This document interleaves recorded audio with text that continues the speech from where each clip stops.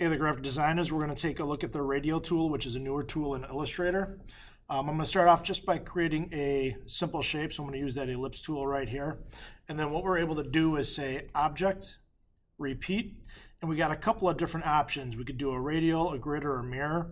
They all sort of have the same options once we're into them. So I'm going to start with the radial.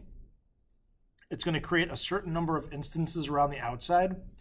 We can take and increase and decrease the number of instances with the arrow that's right on here on the outside. So if I drag up, we're increasing the instances or decreasing.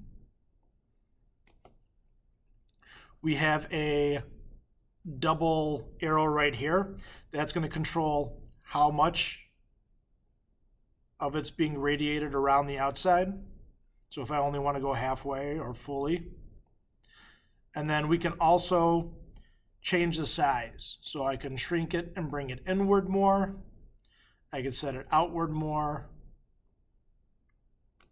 And the same thing happens with all these other ones. So I could take and do another repeat on here, and I could do a grid, and we get that grid pattern, and we see the same options for either increasing or decreasing the number of instances by row or by column. Let me slide this over a little bit right here. We can control how much is showing. And then we can also take and release. So I can come in here and say object, repeat, release. That'll undo the grid. If I do another one, we would undo the radial, but I'm going to leave that on for right now. I'm going to actually put that grid one back on there because right now it's sort of brick road. We can take and come in here and say object, repeat. And we also have options other than that release. And we could do where they're on top of each other like a normal grid, brick by row, brick by column. So it just gives it different ways of taking and looking. We can see that there's other options for mirrors, so how far it's mirroring. The radial, you can see the instances and how far again. So each of these has their own separate little options we can adjust. I'm going to undo that radial one more time.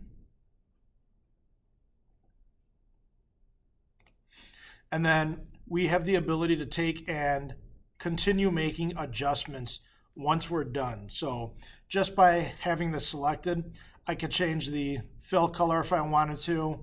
But I can also take and come in here and make adjustments to the actual shape. So if I double click and I go into isolation mode and I'm looking at just one of these, I can then add additional shapes. And if I add those additional shapes, they show up in that radial already for me, ready to go. We could take the line work and adjust the line work, stretching it or manipulating it, making it look however we want. And then once we double click and get out of that isolation mode, those changes stay how they are. We can also, once all is said and done, because this is a live tool, we can say object and expand it.